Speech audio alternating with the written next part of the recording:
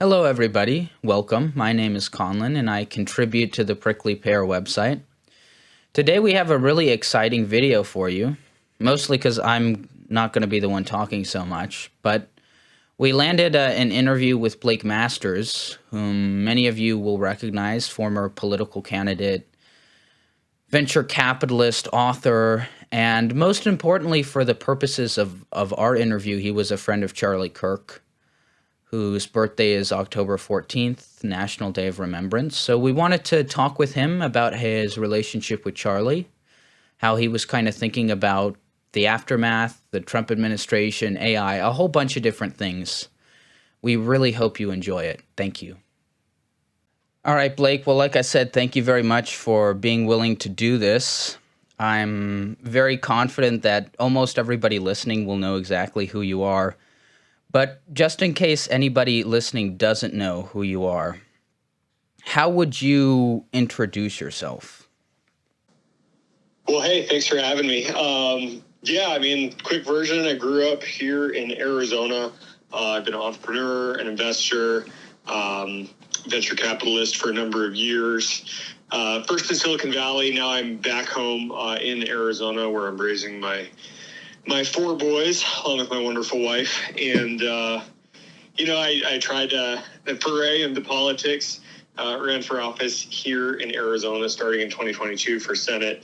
Won that primary, obviously was unsuccessful in the general election, but that was a fascinating experience. And so I've got sort of one foot in the political world. I keep in touch with many good friends in the Trump administration, and the other foot squarely in the sort of tech business venture world, which I still enjoy a lot. So just trying to stay busy and work on interesting things. Yes, well, certainly, I think a lot of us will be interested to see where you go in politics. Tomorrow is Charlie's birthday, and it's going to be, I believe, the National Day of Remembrance for Charlie. And one of the main reasons we're doing this interview is because, in the wake of Charlie's death, you expressed what a lot of us felt. You said you were devastated for the country, and this was awful. But you said something that not a lot of us can say, which is that Charlie was your friend. How did you come to know Charlie Kirk? I think I first met Charlie, I want to say it was 2016, 2017. He was in San Francisco.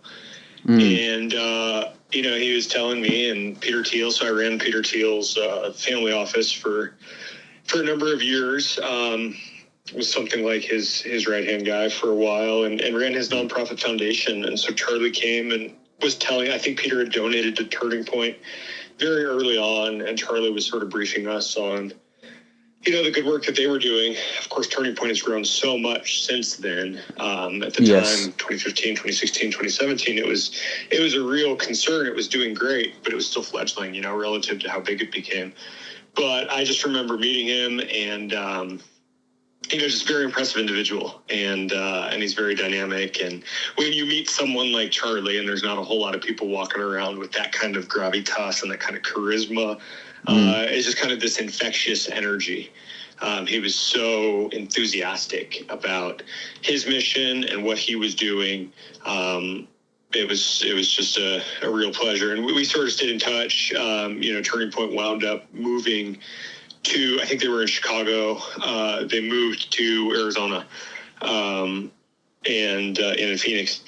And so when I started thinking about running for office a number of years ago, Charlie was one of the first people I talked to about it, and he was just, as a politico, he was very helpful, and then he just became a confidant and a friend. The remarkable thing I'll say, though, is I consider Charlie, he was a friend. He's just a friend. Yes. But, I probably have I don't know, you have a couple close friends, right? Like 4 or 5 close friends, and then a little concentric circle outward. You have 10, 15, buddies. Right. Few people have hundreds and hundreds of friends. It's almost just not possible. I certainly do not. In the wake of Charlie's death, though, it seems like so many people had this kind of relationship with him. Like I wasn't particularly close to him relative to a lot of people. And it just seems like, man, this guy actually had close personal friendships, and he was helping like hundreds, if not thousands of people. And it kind of just, I think it's a testament to a life well lived.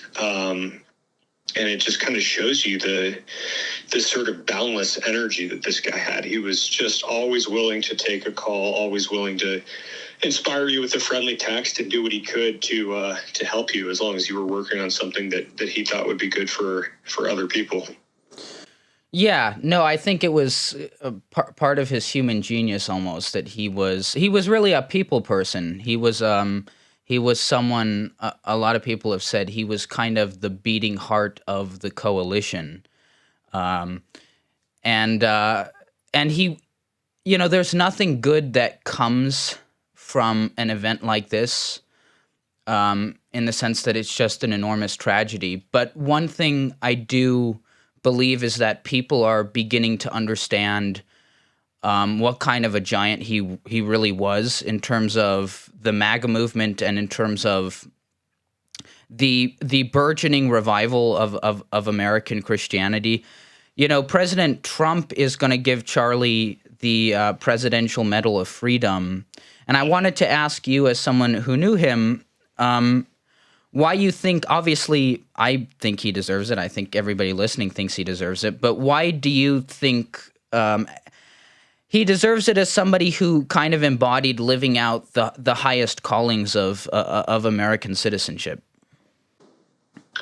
Yeah, I obviously, unsurprisingly, agree with you. I think he more than deserves it.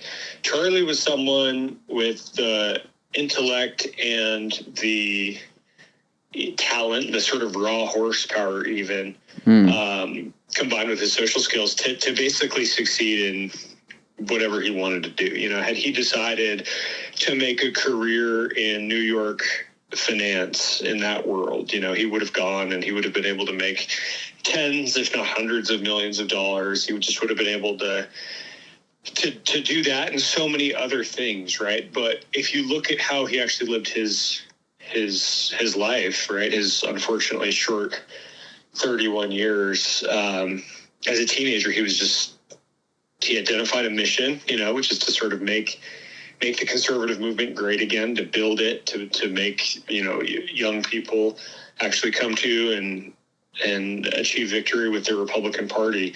He just had this vision of national renewal, and there's a part of it that was partisan, obviously, practically, but his goal was so much broader than that. Even politically, his goal was a flourishing community, a flourishing American society, right? More than a strictly Republican one. And then zooming way out, I think his real goal was evangelism. His real goal was to lead people to Christ, to lead people to the gospel, to lead people to truth, capital T, right? God. And that was something that he just worked every day of his life toward. And I think politics, was a key part of that, but it was instrumental. Charlie knew that in order to have a flourishing society, you needed to follow, certain political precepts, certain political and moral truths, but ultimately it was all in service of something greater. And I think for Charlie, that was Christianity. And so I just think that's inspiring. There was a lot of self-sacrifice involved. It's not easy obviously it's not easy to do what Charlie did, and succeed at that level. But even before he was the huge success, right? He toiled away, raising nonprofit funds. It's tough. Before you've built a brand. It's, he just had the pick of any career. He could have had all the worldly success. And he did enjoy some worldly success, towards the end of his life. But that was never what it was about for him. And I just think that's so inspiring, and I can't think of another person who accomplished something that young, and that impactful that I've actually known personally. I think the honor's more than deserved. Yeah, I mean, I forget which phrase, who coined the phrase, but American original. He was kind of an American original, and I've always taken that in the sense of, what if America weren't a nation, it were just one person? And that's what Charlie was. He was entrepreneurial. He was religiously orthodox, but politically heterodox. He was a really, really, really great human being. I think a good expression that I appeal to in the wake of his death is that civilization exists to the extent that language has replaced violence as the primary method for resolving our disputes. And Charlie spoke about that. One of his famous quotes is that when people stop talking, that's when violence happens. But at the moment, I do think that violence is infringing more and more on left-wing consciousness and on left-wing politics. And I wonder if you think that's just because it's becoming more consistent. Is it becoming more mercenary, or is it just the fact that, the left feels if you don't have power, you can't enact your agenda, and so any means necessary to disrupt the current administration, their power, their representatives? What is that about? Yeah, gosh, it's a great question. There's so much to unpack there. Part of it, I think, I tend to think of the left as, it's always the question, are they disciplined or are they undisciplined? And in the past, I think leftists, were extremely violent, right? I think the whole leftism is basically organized violence in some sense, right? Yes. But like if you look at Lenin, look at the Bolsheviks and how many people they killed. This was a highly professional, highly organized killing machine. Like that's what they turned their whole state into, right? In service of terrible communist ideas. But they were very sort of effective at that and very brutal. I think, and Lenin understood something that our founding fathers understood, right? Which is the modern state has a monopoly on the use of violence. Like that's what a government is. Yes. There can be good versions of it. There can be bad versions of it. There can be sort of self-conscious versions of it. The founders knew this, right? Which is why they said, if men were angels, no government would be necessary, right? Men not being angels, you want a minimal government to sort of project power, establish a general peace, protect people's rights. But it's the age-old question of like, can you actually keep that in check? Can you actually keep a minimal government that respects people's rights and keeps the violence in a society to sort of a minimum? You want it to be legal and you want it to be minimum. The Bolsheviks, of course, turned it into just death pits and camps. So what I understand the modern left to be doing is basically sort of reenacting. They still have the Bolshevist impulse. They still have this idea that might makes right, and the ends justify the means. What they lack is any sort of disciplined thinking about what the state is, and not one in 500 committed leftists, of the sort of Antifa sort today could actually like define the state, as an organized monopoly of legal violence. Rather, when they don't get their way, it's like they're petulant children who don't understand. And so they just lash out, right? And this is what Charlie was talking about. Like, they don't want to have a conversation. They don't want to live according to the rules. They're not bound by any sort of morality. Most of them are not particularly religious, let alone Christian. Right. And so they equate your nasty words, whether they're nasty or not, right? That you disagree with them, so you're a nasty person, and they want to kill you.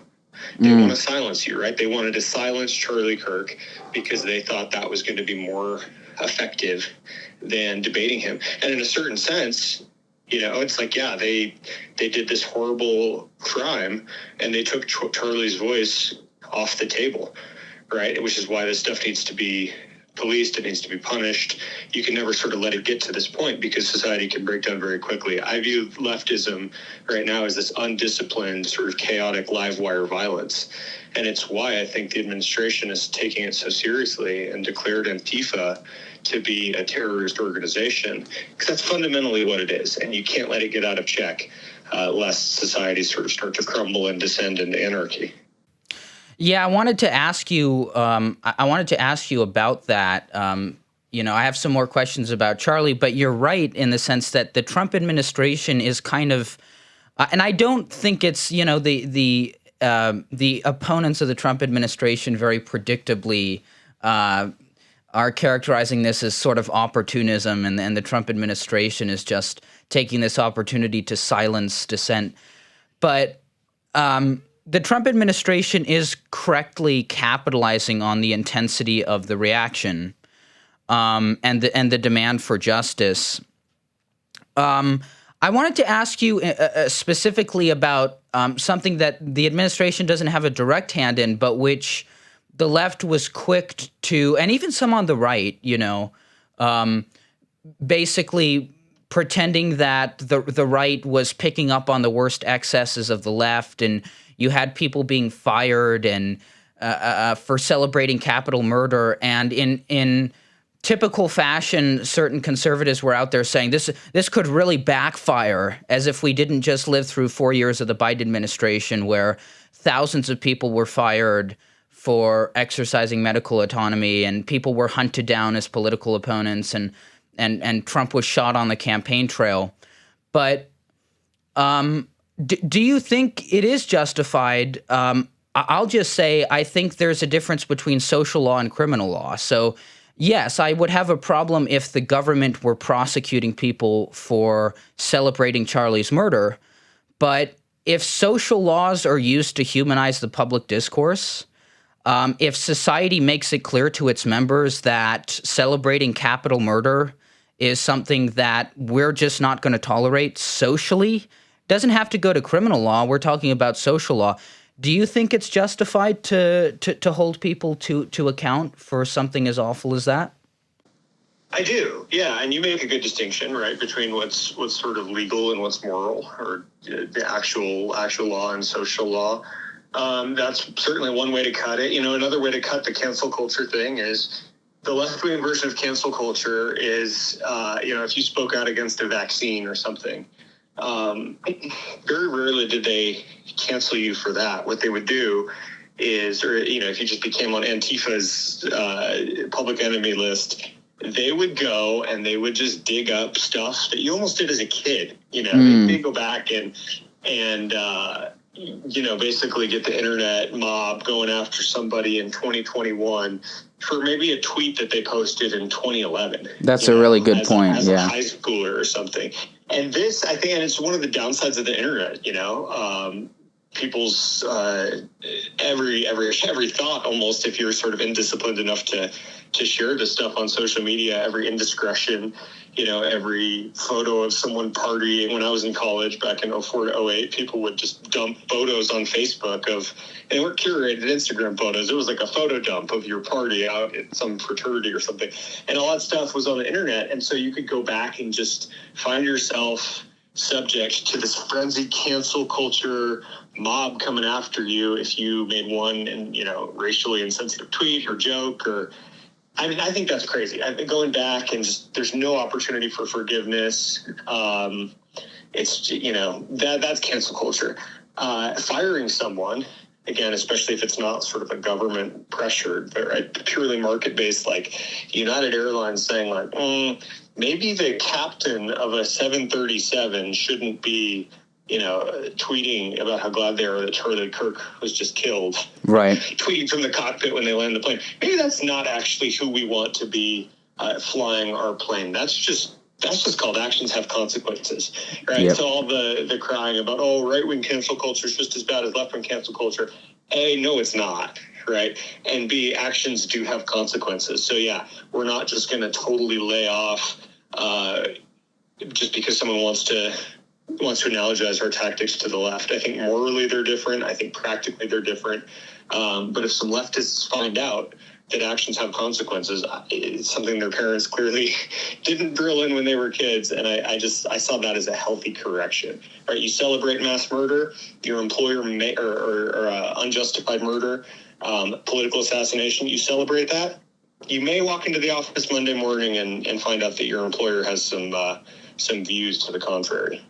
Right. And that's exactly right, because it's, within a society or mini societies. A business is a mini society, a family is a mini society, and that's where people do learn. One of my favorite pragmatic. It's not really a good, I don't know, theoretical definition of justice, but it's a good practical one, which is that you know reward good, punish evil. Correlate good actions with good consequences, and correlate bad actions with bad consequences. And to me, that's all. That's all we were seeing here. But something that I think part of what inspired, because I think you're right. There's a difference morally. There's a difference practically. With the left, it was also it wasn't really an organic movement, the cancel culture. It was something that was planned in and executed by institutions, very much so. I went to college during kind of the height of the COVID cancel culture, so I can speak to that. It was not just people organically feeling that something unjust was going on the way it was after Charlie, but I do think that we saw Charlie horrifically assassinated publicly in front of his friends and family. And what happened was immediately tens of thousands of people got on Twitter and social media to celebrate. And I think a lot of people on the right, they didn't know how personal the hatred was. So in politics, a lot of times things can feel very impersonal. But something that happened was people, when they saw, their neighbors, their coworkers, even sometimes their friends and family members celebrating this, and none of these people had the thought that, hey, maybe even if I do feel sadistic pleasure in the fact that somebody was killed, maybe I shouldn't immediately rush to publicize that. People, I think, on the right have come to a different realization of what the left is, that our disagreements are not normal, that there's not a common context for discussion. We're speaking foreign words to each other. We're in the realm of fundamental politics. Can you speak a little bit to that? Do you think that the enmity between the right and the left has reached a totally different level in the wake of Charlie's assassination?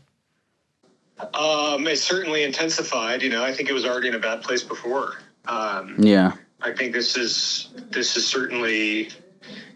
certainly an intensifier. I don't know where it goes. I think it's really bad. I think it's ominous. I think it's technologically assisted too, right? In the same way that, road rage is a phenomenon. Obviously, some people explode on other people and cause fistfights or verbal assaults or worse in person in, sort of traditional face-to-face context. But I think everyone knows, like, road rage is kind of a thing because the vehicle, right? Just being in a slightly different setting, and you have this technological layer of this you're in a vehicle, people feel emboldened to go further and I guess dehumanize, the other person.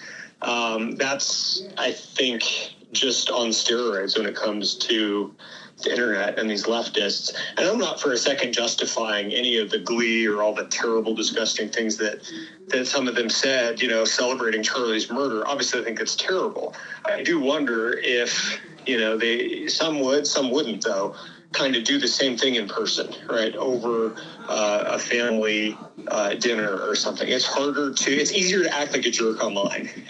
That's totally correct. And I feel this too. Like, sometimes when I send out, again, I think I'm morally correct. I think I'm practically astute, but like a right-wing tweet, right? Like, especially when I was campaigning for office, like it was very easy to kind of go hard in a way that, if the subject or the target of the tweet were in the room with me, I would probably and more responsibly find a different way of articulating that. I think if we're honest, we can all admit that we're sort of subject to this impulse. But I think the left really, I think, again, technologically assisted or otherwise, I think they've got their foot on the accelerator. They floored it. And so, yeah, you talked about not having a common culture anymore. we sort of don't, and there are these huge competing visions for America. There's sort of a commonsensical, healthy one that I think, you and I could articulate on a whiteboard and find common ground amongst each other and most people, certainly most of your, audience. But you see people, in Minnesota saying, well, we need a couple 100,000 more Somalis here. Right. They're as American as you and me, as soon as we give them a green card. And it's like, well, that's probably a competing vision for America that isn't quite compatible. And so I do think we're in this era of fundamental politics. Yeah. And, we just hope and pray that can be resolved peacefully. I want it to be resolved, in the way that we want. Yes. I think, all the classic American sort of limited government, strong, moral, virtuous citizenry. Like, we know what a good future looks like. Yeah. And I think it's not electing people like Kamala Harris or AOC. But this is going to be a real struggle. And you just pray that that it resolves peacefully. And I'm not sure it will. I hope it does, but I'm not sure it will. And seeing all the people celebrating this very high-profile instance of political violence is just kind of disgusting. And you get a sinking feeling in your stomach like, man, it could get so much worse. Right. We could have so many more of these things. It could get so much worse. And you get these people talking about how we want civil war. And blah, blah. I don't think people realize how ugly that stuff really gets quick. Yeah, no, I agree with you. I think it's anybody who says that is just insane. But with Charlie, I don't think the symbolism can be missed either. Charlie was shot under the words "Prove me wrong."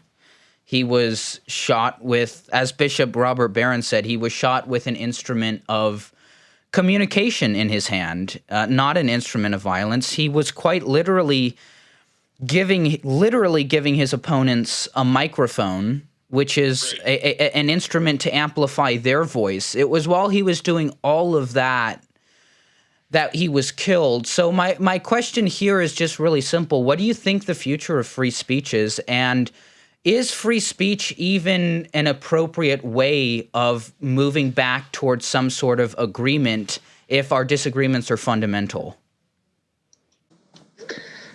Well, obviously I believe in free speech. Like, you'd have to unpack it. What does free speech mean? Like, we don't want the government to tell you what opinion you have to have.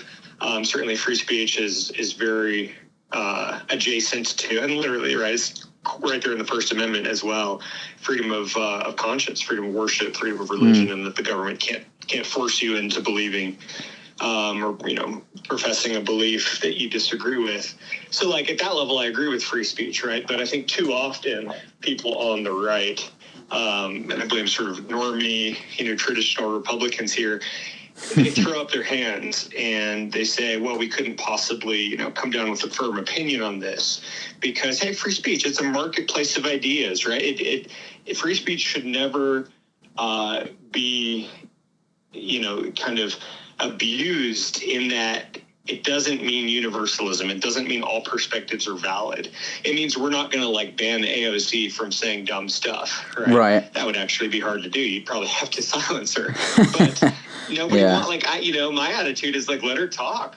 And this is Charlie's attitude. It's like, let these folks debate, Oh, wait, you think that a man, can change to be a woman and back, and it's based on what you identify? Like, okay, that's crazy. Like, say a little bit more about that. And then, Charlie's genius was he was just able to sort of, with a smile on his face, absolutely just demolish that nonsense, right? Yeah. That's good free speech. But sometimes on the right, when you see this in school districts, the left wants to, teach these really inappropriate books, gender confusion, gender fluidity stuff. They got these books in, they're teaching third graders. And it's like, no, we should actually rip those books out of the curriculum because, you can't sexualize children or teach them about sexual identity. That's actually closer to child abuse than any sort of education. But You get conservatives saying, well, we can't ban books. Exactly. Right. Exactly. That would be a violation of free speech. And it's like, no, someone's going to teach your kids. Someone's going to like just define the curriculum. Right. It's not like anything goes, because if we cede the ground, then the left comes and defines the curriculum. And then the kids become like godless communists who think they're the opposite gender. Someone's going to choose the curriculum.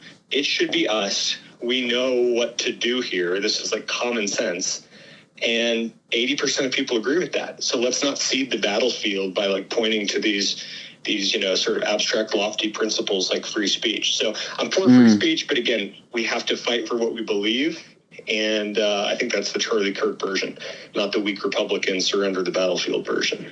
Right. Well, let me run this by you, because the way I think about that is obviously I'm also super pro free speech, but I do think that there's, to use your phrase, the kind of the weak Republican viewpoint is, and look, I know you have libertarian influences, I do as well, but society is not a libertarian void in which atoms bump into each other. It's a social, physical, psychological, spiritual space in which human beings communicate themselves to each other.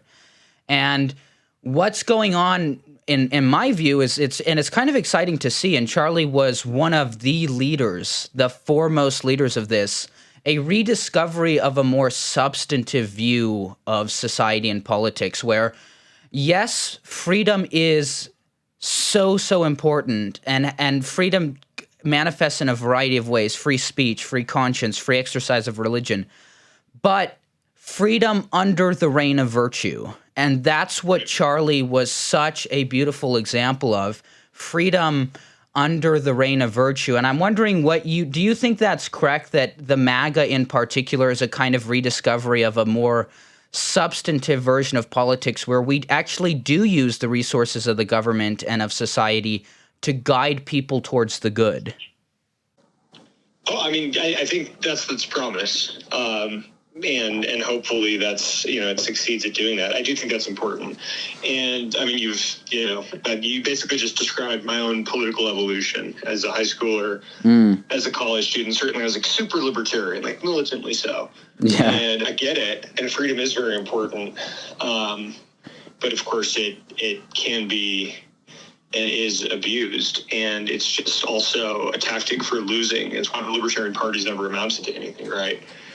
Except splitting elections and sort of tilting them to the Democrats. If you're sort of unwilling to put your foot down, then, and other people are, you can cry until you're in the face about it, but they're going to win.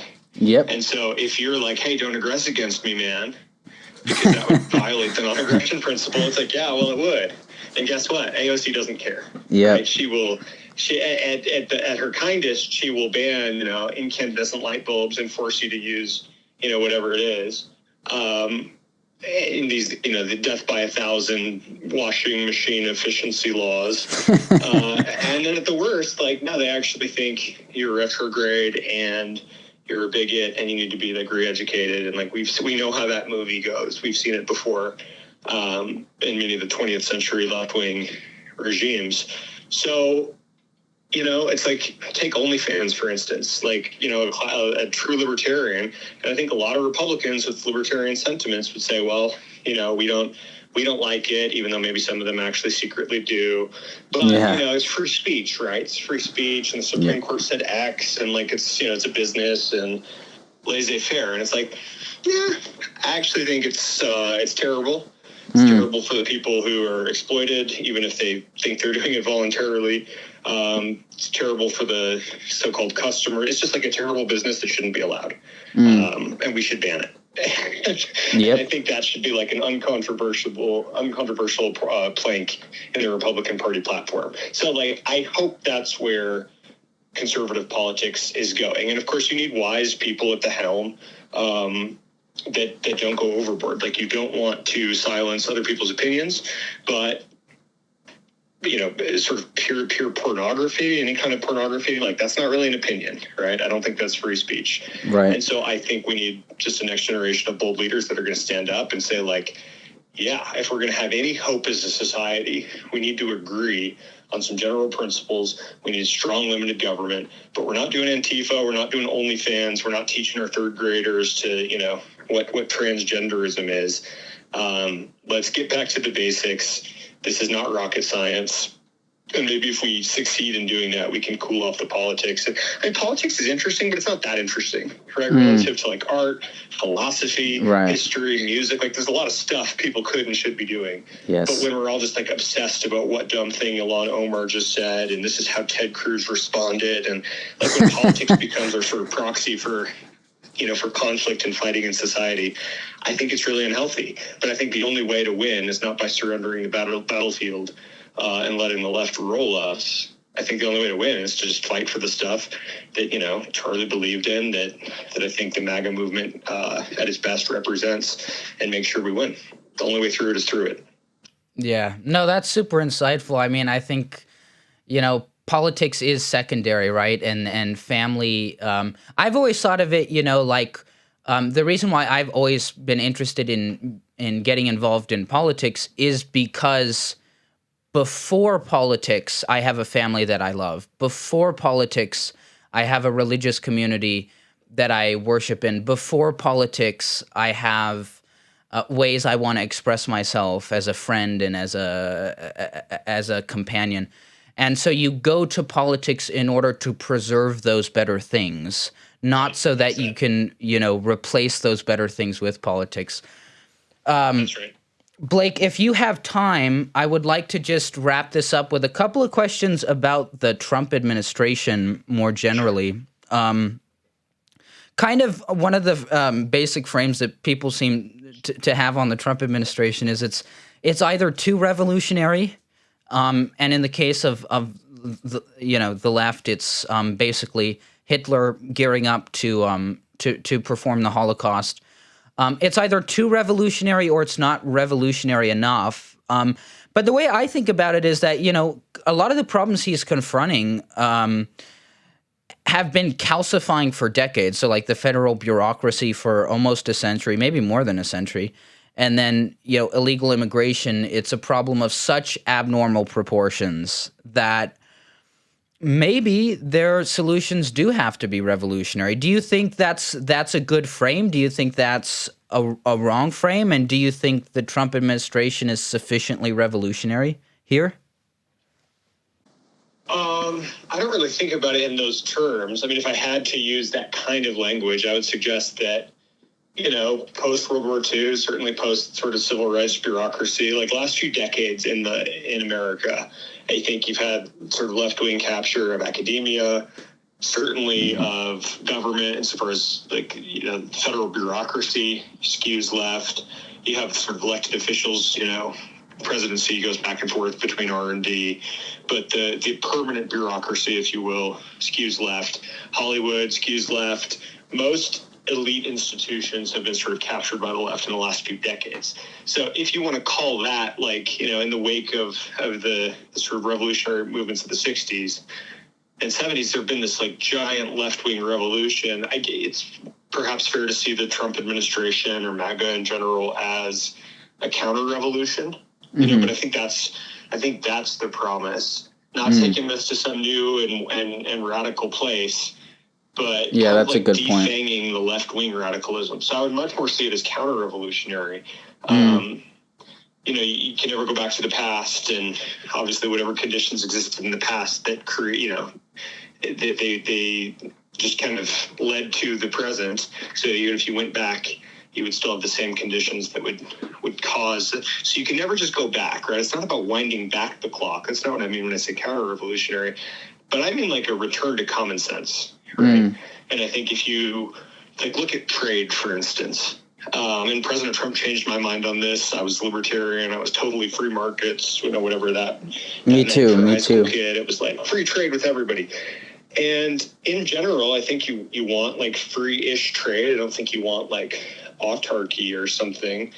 But maybe to a first approximation, free-ish trade with most countries.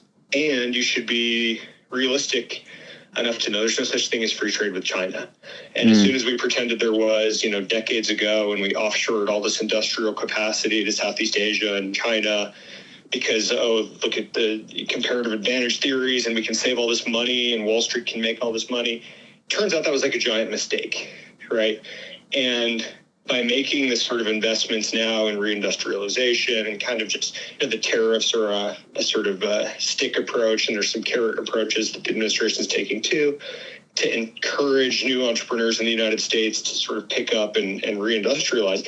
Like, this is a forward-looking, sort of techno-futuristic corrective.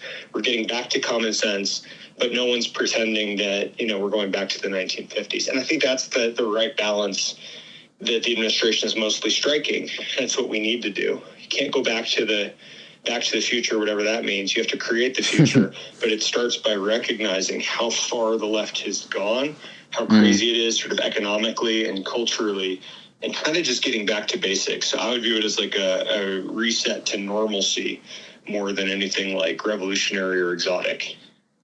Absolutely. Yeah, that is a better way of saying it. And it's, it's kind of a return to realism. Like you said, That's right. To pretend that you can have free trade with China, it's not even principled. It's just stupid. It's just a misunderstanding of what kind of political community China is, how they're run, how their government functions, and what their ideology is. And so,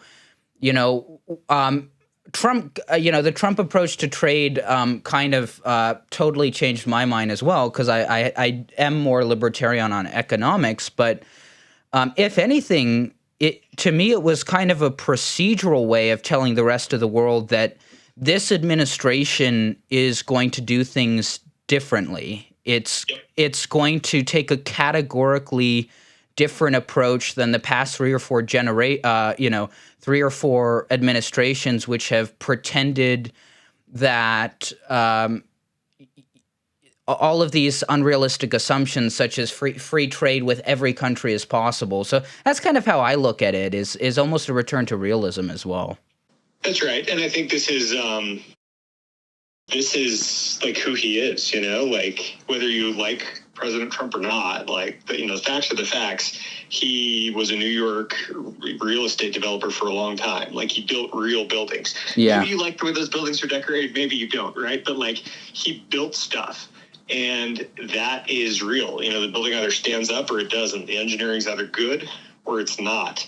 And if you look at this like peace deal, right, that they're literally signing today, over in the Middle East. There was some tweet, I think I retweeted it. It was funny. It was about sort of making fun of the elite establishment, because a couple of years ago, they made fun of Jared Kushner, who was negotiating, then did the Abraham Accords. I guess had a big role in negotiating this current peace agreement. But Jared Kushner a few years ago said, like, well, hey, I've read 20 or 25 books on the Middle East situation, and, I see a path forward here. And the sort of foreign school of service, Georgetown, foreign policy establishment, every professor of international relations, like the whole elite bureaucracy apparatus, they all made fun of him. This was like, this guy, he thinks he can just read 20 books and solve world peace, And it turns out joke's on them, because they were so intellectual and so low agency and so, how many summits did Clinton himself try to, negotiate? And it's just like, no, actually, like, we live in a high agency world where people with agency who maybe want to go read 20 books on something and just find a path forward and like get it done. Trump built buildings, he negotiated with his complicated land deals in New York. Well, now he's negotiating complicated land deals in the Middle East, right? Turns out like you can just do things, but first you have to believe that there's room for you to go and do something, because the expert class, you saw this during COVID, they just come up with stuff and then they hide behind their own expertise and they say, well, what do you know? What do you know? We're the experts here. And it's like, you can have a society managed by Fauci's, or you can have a society managed by people who are high agency and just do things and respond to market incentives and live in the real world. And I much prefer the latter. Okay, final question on the Trump administration, and I wonder what you think about this. To me, Trump is the return of statesmanship. And what I mean by that is somebody who's highly successful outside of politics, someone who's accomplished his profession is not power, it's building things, negotiation. He comes into politics bringing with him that massive skill set, but he's somebody who combines, like you said, high agency, practical skills with I actually think he's super, super smart, even though his opponents often try to characterize him as a low IQ buffoon. He combines this sort of political savvy with real world skills that he developed before he entered politics, and that to me is the statesman. It's somebody whose profession isn't power. Like if you look at Kamala Harris, her profession is power. She has, half these people in Congress, Joe Biden.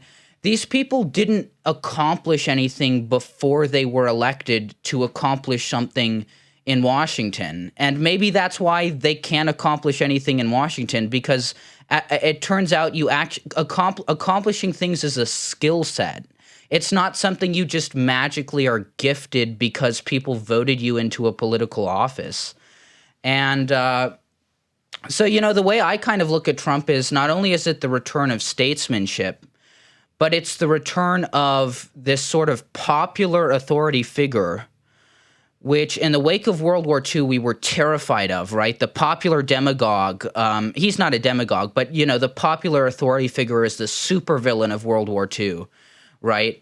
And our solution to that was dispersing political authority across these giant faceless bureaucracies where they could be insulated from popular referendum and accountability. And Trump seems kind of hell-bent on placing as much power as possible within the reach of the people once again. So I wonder what you think about the idea of the return of statesmanship and really the kind of the popular authority figure as standing against this faceless bureaucracy. Well, like you said, I think it's so important to have political leaders who are not professional politicians. Is why I believe in term limits. Like Joe Biden, is in his 30s. I think he's barely 35, the constitutional limit. When he was, or was it 30? He was 30, I think, when he was elected to the Senate. I think so, yeah. And he stayed in there for like 50 some years and, took every side of every issue. Didn't really stand for anything. And ultimately, I think his presidency sort of reflected that lack of substance, and it really cost the country. Like, it's really bad. Kamala Harris, similar sort of deal. These people are Pete Buttigieg, right? Like, respects military service, but apart from that, like, he's clearly a political climber. He doesn't care what the job is, but if it gets him one step closer to the White House, he'd be happy to occupy that office and probably not do a good job. Contrast to President Trump, right? Contrast to the founding fathers who believed in the citizen statesman model. I think they had to beg George Washington to take the presidency, and once he was so good at it, after 2 terms, people begged him to stay, and he's like, no, I'm going back to my farm, right? I'm going back to do my thing, and all those guys were like that. By the way, maybe Hamilton was like the closest sort of professional politician, but again, that was even so much more healthier than a modern 20th century version. Right. And so, look, that was my idea, right? Like, I was successful in Silicon Valley, and quite frankly, I'm thrilled to be sort of back in the business world and working on some interesting things.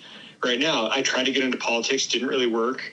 Maybe it's a little bit crazy. Certainly, there's some opportunity cost for people who want to do that. But if you feel the call to serve and you've been successful somewhere, go try it, right? And then you can always not do it. You can always resign from Congress after a few terms. You can always do something else.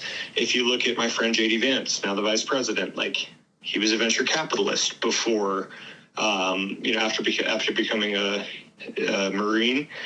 He was a successful author, venture capitalist, focused on his family, and he got this opportunity and won his election, and now he gets a chance to serve. And I guarantee you, when he's done with his political career, and I hope it's, let's see, 3 plus 12 or 8 years from now, in the late 2030s, after 2 successful terms, he'll be content with going back to business and not just trying to keep sort of sucking at the teat of Washington, D.C., like all the professional Democrat politicians do. And we have our share on the Republican side. Oh, absolutely. Absolutely. But that business instinct that you talked about, like Trump's gotten stuff to work in the real world, right? I don't think every businessman is naturally, even if successful in business, going to be a good politician. But I think a lot of the great politicians are successful businessmen in the past, because that grounding in reality, right? It's really hard to forget. And it's something that if you go to Georgetown and get a master's degree in government and, stay on the Hill your whole life, man, you're really going to be in a bubble. And I think you come to detest regular people and you're supposed to represent them, and it just doesn't work. So it's a long way of saying, how astonishing is it that we have 2 former entrepreneurs, 2 former businessmen right there in the White House as president and vice president? I think that's why they're willing to take risks. I think that's why they're getting results. I think that's why the people love it. Well, one final question, lighter question, kind of a funnier question, not about politics, but you are a business guy, and you like you said, you were Peter Thiel's right-hand guy, but you also co-authored a really famous book with him, 0 to 1.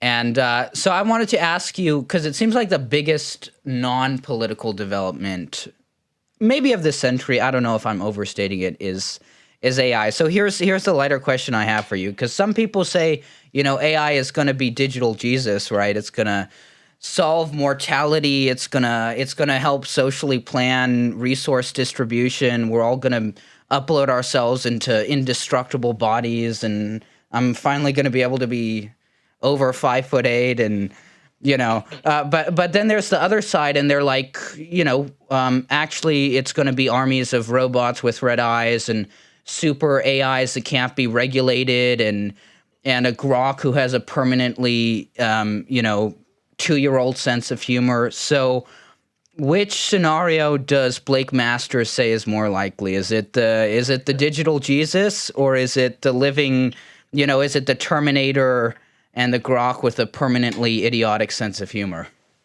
Well, those are 2 terrible choices. So let me cop out a little bit and say there's got to be a third way, right? Like, let's hope and pray there's a third way. I do think some of this stuff is really scary. I was kind of a perma bear on AI. People have been talking about it for so long, and I don't just mean the 2015 to 2020 sort of pre-boom era. I mean, like, since the 60s and 70s. Right. Always, when are we going to get something that passes the Turing test? And right. I think it was sort of spring 2023. OpenAI launched ChatGPT, and you just had that sort of LLM boom. And it continues today. And the progress, like, it surprised me then. It continues to surprise me. Sometimes it sort of hallucinates and gives you terribly wrong answers, and so you have to triple check. But no, the progress has been stunning. And now you see the sort of video creation that makes deep fake possible. Pretty soon it's going to be really hard to tell what's AI generated and what's not. I think it's going to change humans. It's going to have a lot of impact. But I'm not really a doomer. I guess the thing that would make me doom the most is if somehow we just let the children, the new youngest generations, get sort of plugged into the virtual reality world for most of their waking lives. Yeah, you could see very dystopian versions of this, but I don't think all hope is lost. I think there are ways to technology. It's like guns. Like, I'm a big gun guy, right? And a gun is a tool, and anyone who really knows guns knows it's sort of as good a tool as the person is who's holding it, right? Which can be, it can be comforting, a good guy with a gun, or it's a good police officer, or just a citizen who's trained and morally upright. Like, that's probably pretty good. That probably is the net force against evil. Yes. Of course, someone undisciplined or evil with a gun, it's just going to amplify their abilities. And I view technology of all forms, not just AI, is kind of like that, right? It's only as good as we are. And so the hope is that we find ways to use this technology to sort of alleviate human suffering and make people better. Actually, I'd refer people to some of the letters that Pope Leo and the various councils, offices around him have published at the Vatican website on AI. It's very interesting that Leo took Leo the 14th, given that Leo the 13th was sort of the Industrial Revolution Pope. I think Leo the 14th is going to be the sort of AI Revolution Pope. And they really think about these technologies, not that they're technologists per se, but like they do deeply think about this stuff and have a lot of good practical and theoretical takes on like what would it mean to use this stuff and develop this stuff in a way that respects and preserves our humanity instead of erases it. So I'd kind of point people to read some of that stuff and just remember the technology is supposed to work for people. Because if you get AI Jesus, whatever that means, or if you get, right. technological robots and it's just Chinese drones killing American drones and, people are in the middle getting that's all really bleak. And I think this stuff is really powerful, but as long as we have a sort of human reminder in the back of our mind at all times when we're working on it, when we're using it, I think it can still be a net force for good, but we'll have to see. What do you think, and I promise final question, what do you think Peter Thiel see? Because, I actually am a huge fan of Peter Thiel's mind. I think he's super brilliant. And as somebody who studied philosophy in college, I've always been drawn to how he also studied philosophy. He's a technologist. He's an entrepreneur, but he seems to be super worried in some sense about AI. And what do you think he sees there? Do you think it's just a question of AI might become the most effective technology for mass censorship in history, or is it something darker? What do you think?